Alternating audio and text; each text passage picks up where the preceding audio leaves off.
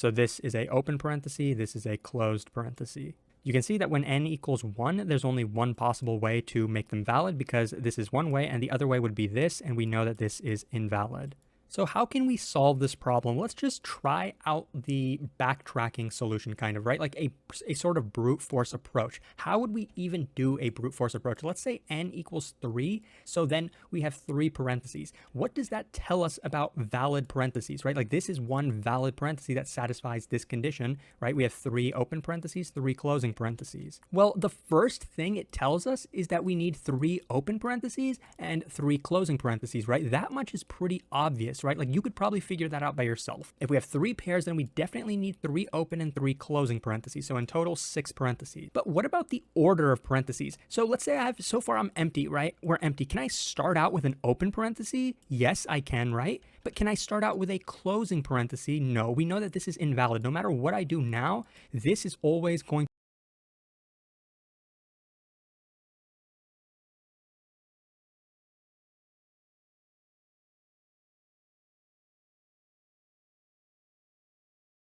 to mess up our parentheses. So we can't start with a closing parenthesis. We can only start with an open parenthesis. Okay, but now let's say I have one open parenthesis. Now what can I do? Can I have another open parenthesis? Yep, because our limit is 3 open parentheses, and so far we have 2, so we're allowed to do that. What about a closing parenthesis? Can I have a closing parenthesis? Yes, because so far our open count is 1, and initially the closing count is 0, and I can, by adding this parenthesis, I'm just changing the closing count to 1 now, right? So now let's look at it. Now can I add another open parenthesis? Yes, I can, because the limit is 3 open parentheses, and so far we only have 1, so I'm allowed to add a open parenthesis. What about a closing parenthesis? Can I add a closing parenthesis right now? No, because you see that so far we have one pair, right? This pair of open and closing parentheses, and then when you get rid of that pair, then we're just left with a single closed parenthesis. This closing parenthesis will never have a matching open parenthesis on the left of it, so we can't add this parenthesis.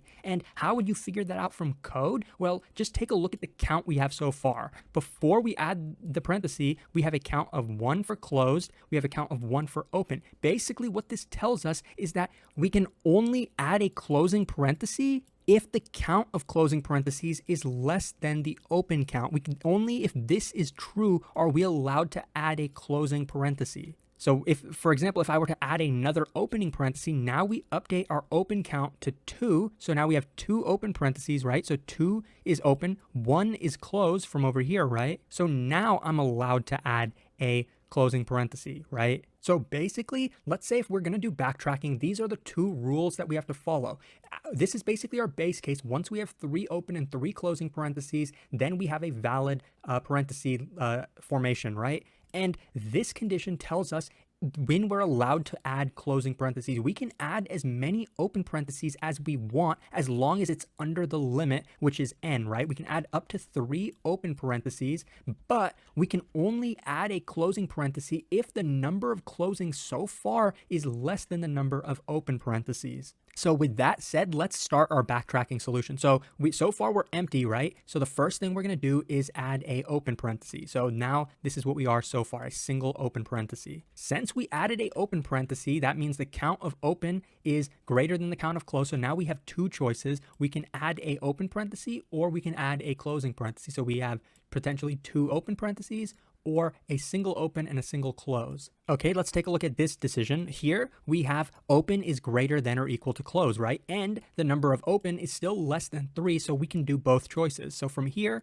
we can add another opening parenthesis, so we have potentially 3, and we can add a closing parenthesis, so 2 open and 1 close. From here, we see that the open and close count is actually equal, right? We have 1 of each. So here we don't have any choices. We have to add a open parenthesis. So what we're going to do is have just another open parenthesis come after. Okay, so I'm running out of room, but let's continue. So over here, now we have 3 opening parentheses, right? So we've reached our limit, which is n. So we can only make one choice, and that's to add a closing parenthesis. So now we're going to have 3 open and a single closing parenthesis. Here you can see that we have 2 open parentheses and 1 closed parenthesis. So we can actually add, we have 2 choices. We can add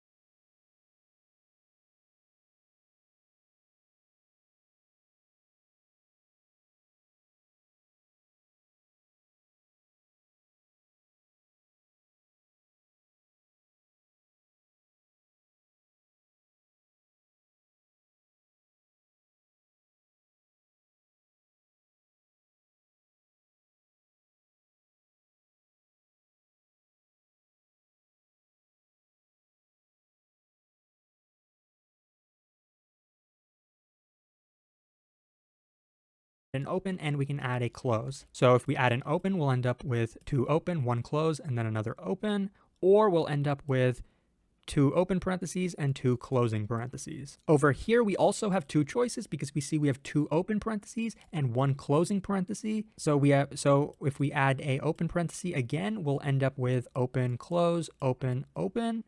If we add a closing parenthesis, we will end up with open, close, open, close. Okay, so we're almost done. Starting over here, we see we have 3 open parentheses, so we can only add a closing parenthesis now. So open, open, open, close, close. From here, we actually only have one choice, even though we have more open. We have 3 open and 1 close, which open is more than close. So we should be able to add 1 of each, but we can't because we know that 3 is the limit. So we can't add any more opening parentheses. We can only add a closing one. So the new parenthesis we add is closing. Here we also have one choice. Even though we only have 2 open and 2 close, we know that the open count is equal to the closing count, so we can't add another closing parenthesis because that would make it invalid, right? So we can only add a opening parenthesis, so we'll just add a single open. Here we also only have one choice because we already have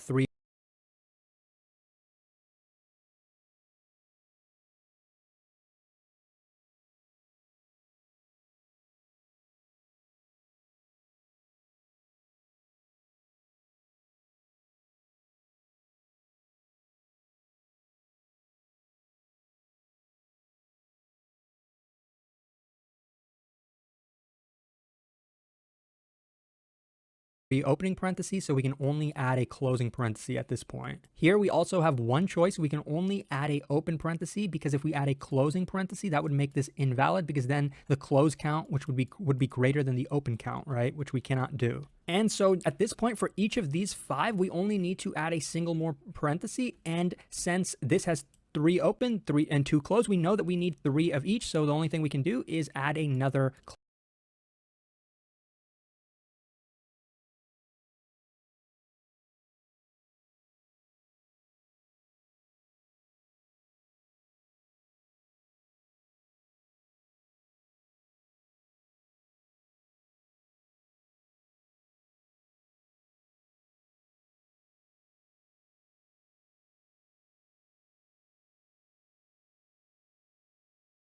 closing parenthesis to it, right? So this is going to be one possible solution because now we actually have 3 of each, which is what we wanted. For this one, we have 3 open and 2 closed. So lastly, we are going to add another closing parenthesis. And you might notice that's what we're going to do for each of these, right? Because each of these now has 3 open and 2 closed. So all we need to do is add another closing parenthesis. And for this one, we also are just adding a closing parenthesis. And lastly, this one, we're also adding a single closing parenthesis. So now if you look at all 5 of these, you see that they're all valid, right?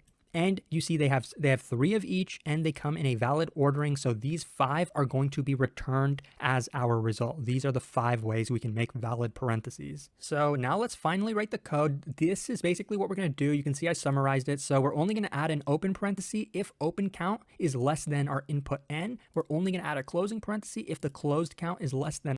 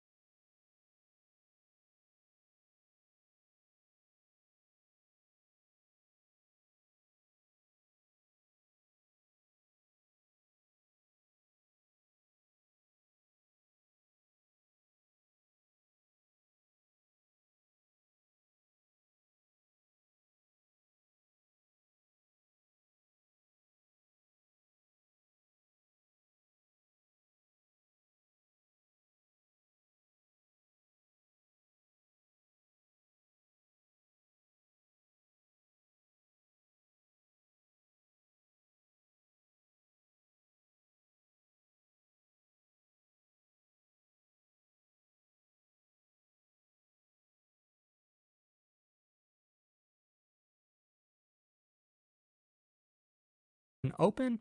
And we're only going to stop adding parentheses altogether once our open count equals our closed count, which is going to equal n. So I'm going to do this recursively because that's basically the best way to do it. And I'm going to create a stack, which is going to hold our parentheses. And I'm going to create a variable result, which is going to have our list of valid parenthesis combinations. And I'm going to do this recursively. So I'm going to put a function backtrack inside of another function. So if we have this, then we don't need to pass in these two variables into our function because this is nested inside of here. We also don't need to pass n into this function either. But we are going to have to pass in our open and closed count. So I'll call it open n and closed n. So we know the base case is if open n is equal to closed n, which is equal to n. So in that case, we have finished and basically our stack will contain the proper parentheses. So what I'm going to do is basically some Python stuff, but you could probably handle this with a string if you wanted. You don't actually need to use a stack, but I just like doing it. So what I'm going to do is take every character in the stack and join them together into a empty string. So once they have been joined together, they will form a complete string. And what I'm going to do is append that